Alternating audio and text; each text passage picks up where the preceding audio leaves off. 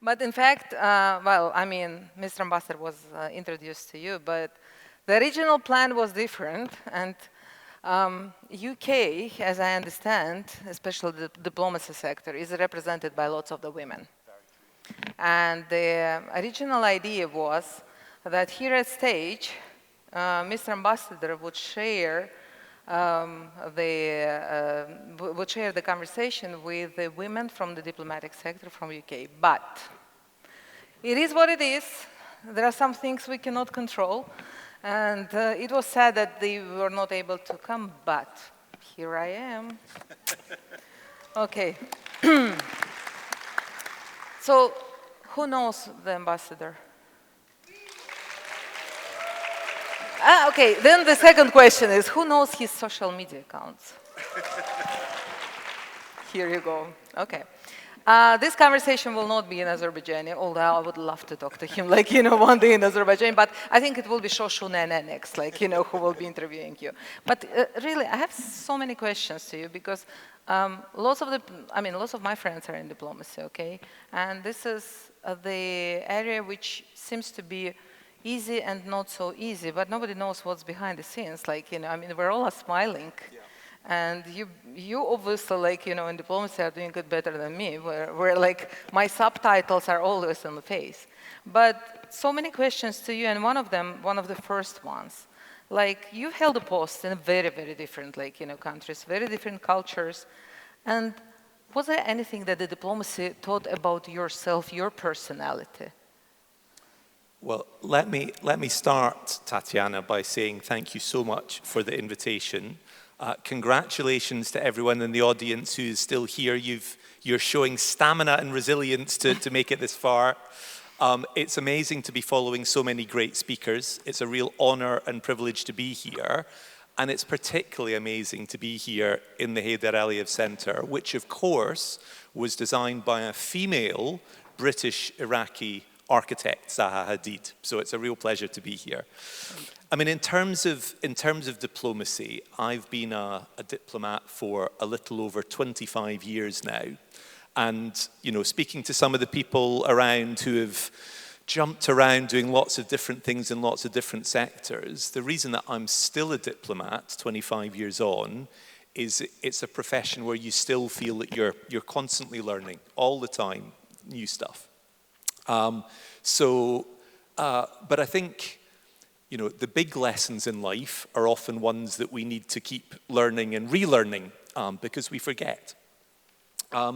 In terms of me personally, when you asked me this question, I thought about it quite a lot. And I think, I've learned 25 years on, I'm still curious about people and the world. I'm still a bit restless. You've got to have a bit of restlessness to keep on wanting to move and learn. But I've also learned that what's most important to me, what gives me most energy, is feeling that I'm helping other people to reach their potential and feeling that I'm able to make some kind of positive difference in the world. So I'm lucky to have a job where I feel that, at least some of the time. I love that. And I've promised, some certain questions, and we were going through them. But as we talk, now, since you mentioned relearning, was there anything you needed to unlearn? There are things that you need to unlearn for sure, and things that it's the experience that teaches you. There are things which you learn in formal settings. There are things that you learn, when you are studying. But it's when you're actually, as ambassador for the first time here. I've been a diplomat for 25 years, but it's the first time as an ambassador. Before I came here, I didn't have an account on Twitter or X. I didn't have an Instagram account. So all of the social media stuff. So was it Azerbaijan for yeah, absolutely. I love that. And what you've got to get the calibration right. You've got to pay enough attention, but not too much attention. And you've got to, because, you know, there's a lot of negativity out there, you've got to put positivity out there. And then the lovely thing is you often get that back. But there's certainly things that you unlearn as well as learn and relearn. Yeah, because like, you know, I mean, this is so obviously so difficult. We have been living in different environments, and especially like having the legacy of the Soviet time, at least for me, there are younger people here, I'm sure, you know, we had to go and unlearn lots of the things. But is there anything what diplomacy did not train you for? So I think not just in diplomacy, but in lots of other fields as well, the thing that is really important for success is having a degree of empathy and a degree of emotional intelligence. And of course, I've heard lots of that from the other kind of speakers here today. But as a diplomat, if you don't get that right, you can get into trouble quite fast. And if you do get it right, if people feel that you are showing respect, if people feel that you're actively listening to them, well, that's the basis of diplomacy. That's the basis of a real partnership. And of course, that's true inside our organizations with the people that we work with, as well as outside in diplomacy. But again, you know, in terms of our formal training to be diplomats, we don't focus a lot on that stuff. That's the stuff that you have to build your muscle memory through action and through reflection and through putting yourself out there into situations that are often uncomfortable. That's how you learn those things. But are we trained for it? Not enough. You just mentioned listening, and as diplomats, like, you know, you're designed maybe, or you're designing yourself to listen more than speaking. Yeah. So what was the particular thing what you've heard in this region which stayed with you, in your brain, in your mind, in your heart? I don't know. Yeah. Well, for the people from Ganja in the audience, I would say Gadan Alam. Oh my God. Sona is here, I believe, somewhere. Okay, she's waving. Okay, that's my favorite from her. I can't see into the crowd. And so I before I became ambassador, I spent a few weeks living in Ganja with a homestay family and learning Azerbaijani. So that's where I learned the phrase. And the first time I went back to Ganja, when I became an ambassador, coming from Baku, I was at an event and there was a television crew outside and they wanted to interview me. So I began the interview by saying, Gadan Alam. And by the time I got back to Baku, it had gone completely viral in social media. And I was in a meeting with a senior person in the presidential administration the next week. It was a big meeting with lots of ambassadors. And I asked him a question. And the first thing he said back to me was, Gadan Alam. And it turned out that he was from Ganja. Oh, wow. And his mum had sent him a clip of me doing the interview. And it was just, so, you know, that was one of those moments that you realize listening is really important. And even with those two important words, you can connect with so many people. It was quite a lesson. I imagine, like, you know, hearing that from someone at the protocol office, that would be unexpected. And all of the other ambassadors in the room. Yeah, I was going to ask that. I was going to ask that. I mean, you remember, like, you know, when somebody, you have, like, you know, one of the guys which is, like, looking better than the others in the class, and everybody else hates him because all the girls love him. Like, you know, that's what this. Okay, thank you for that. But one thing I wanted to ask you about the quiet power of diplomacy, and I hate using the word gender. I actually hate gender. I hate using empowerment and all of that because to me it's so shallow. But there is a reality. There are men and women in the diplomacy, in the diplomatic sector. To your observation, and yeah, you probably won't be able to say whether it's easier or more difficult, but are there like more obstacles from the outside, because what we're trying to deliver to the women, what kind of idea or message we're trying to teach, is that lots of the things are coming from inside. But what do you think? What is your observation again? So, I mean, of course, I wouldn't speak on behalf of my female colleagues. That would be a dangerous thing to do. And as you said, I mean, the original plan was that it was going to be my fabulous colleague Jane Marriott, who is our ambassador in Pakistan, who was coming, and she was excited to come. She came as a tourist to Baku last year, and she was really keen to come back. But of course, you know, given some of the recent tensions, she has been very busy. Actually, our ambassador in New Delhi is also a woman. And in the last 10 years or so, some of the biggest jobs in the British diplomatic service have been done by women for the first time. So we've had ambassadors in New York and Washington, in Tokyo and Beijing, in Paris and Berlin, in Ankara and Rome. Oh, wow. All for the first time in the last 10 years.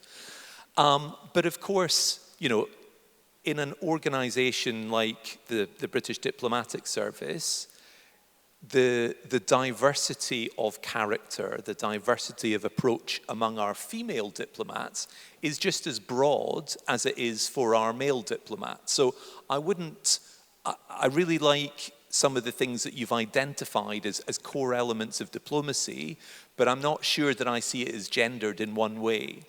But there's another way to answer the question. There's some really interesting research, I'm sure you've seen it, done on women, peace and security, and looking at the durability of peace outcomes after war or conflict. And there's evidence, very good evidence, to suggest that having female participation in the negotiations for peace will make the peace more durable. And equally, there is strong evidence that says that where there is a high level of gender inequality, the risk of conflict is higher. And there's some particular numbers.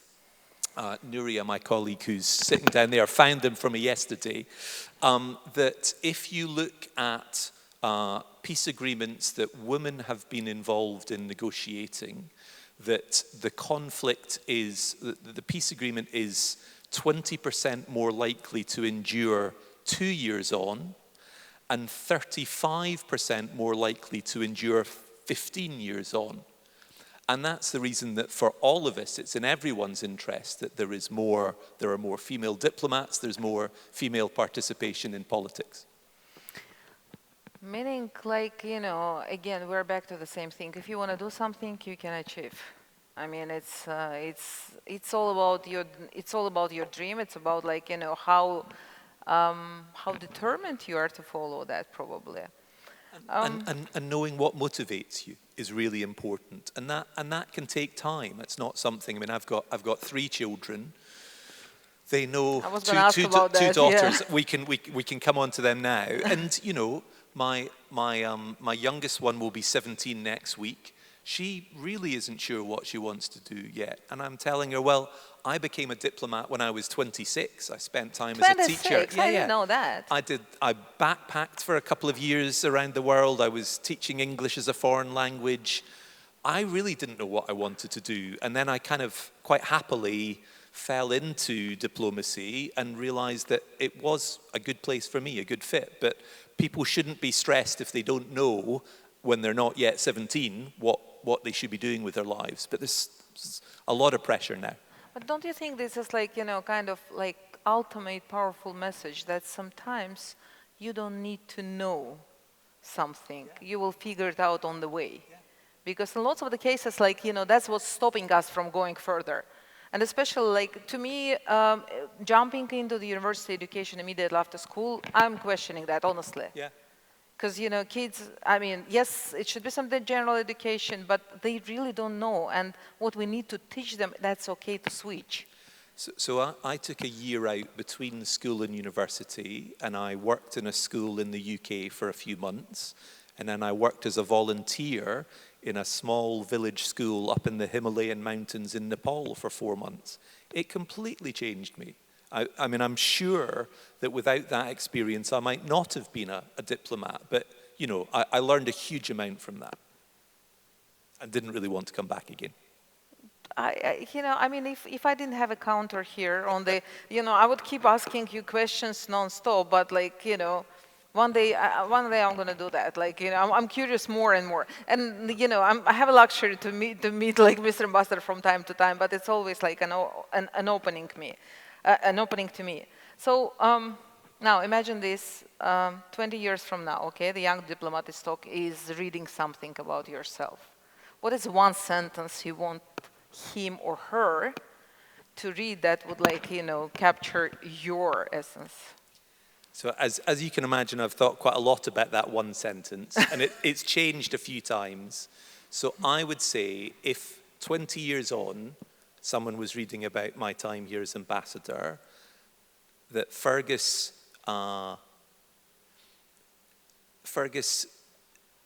connected with ordinary Azerbaijani people and invested in the potential of the next generation of talented young Azerbaijanis, that would make me very proud. I love that. Now, let's take it bigger. If that's not someone who reads about Azerbaijan, what that would be? Not related to our country. I mean, yes, I mean, another thing you would want someone to read about you. And that's very global. I mean, about Azerbaijan, yes, I mean, I really appreciate that. But like, what is that in a bigger picture? Well, I mean, I guess because I'm sitting in the Heydar Aliyev Center, I am still thinking about Azerbaijan. I mean, of my almost 3 years as ambassador here, I think the proudest 2 weeks that I have had were during COP29 last year. I've spent quite a lot of my life working on climate change issues. So when COP was coming here, I was really thrilled. And it was a moment where it felt as if UK and Azerbaijan were, you know, really working together on for me, the most important issue in the world, on the biggest stage. Azerbaijan was an amazing host for COP29, and I was really proud that the UK was supporting all the way through, and that there was some co-creation of some of the most successful outcomes to it. At the same time, we had the first ever visit by a British Prime Minister to Azerbaijan, a sitting Prime Minister. The residence where I live became like an Airbnb with ministers coming in and out all of the time. There were just so many people coming. It was such a big event. And, you know, for me, actually there were 3 brilliant Azerbaijani women that were at the center of organizing it: Nigar Arpadaray and Leyla Hasanova and Narman Jarchalova, all with really important roles. And I think the working towards that, you know, shared higher goal, trying to make sustainable climate action, both here in Azerbaijan and globally, feeling part of that, feeling part of a bigger goal, not something about me, that was fabulous. Well, thank you. That's a very long answer. It was a big question. I know. I mean, I'm not asking, like, you know, small questions. And again, like, you know, we're running out of time, but I'm sure the audience would love it. Like, here it is, okay? I'm taking the commitment from Mr. Ambassador here for online, because we want to get more people, for 1 day online talk, where we will get some other questions from the audience, and I'll be able to ask you more questions. How about that? For a whole day? Well, not the whole day, but you will get tired of me like after 1 hour, I'm sure. I would be very happy. And you know, I guess one of the difficult things with this format is that people can't ask questions from the audience. But yeah, I would be very happy. And slightly nervous to do that at some stage, Tatyana. And you know what? You can always tag him, repost him on Instagram, and get like more views for yourself, for him, etc. But having said that, thank you so much for being here. I really appreciate it. And yes, I want to hear you, like, you know, come on. Thank you so much, Mr. Ambassador. everyone for listening.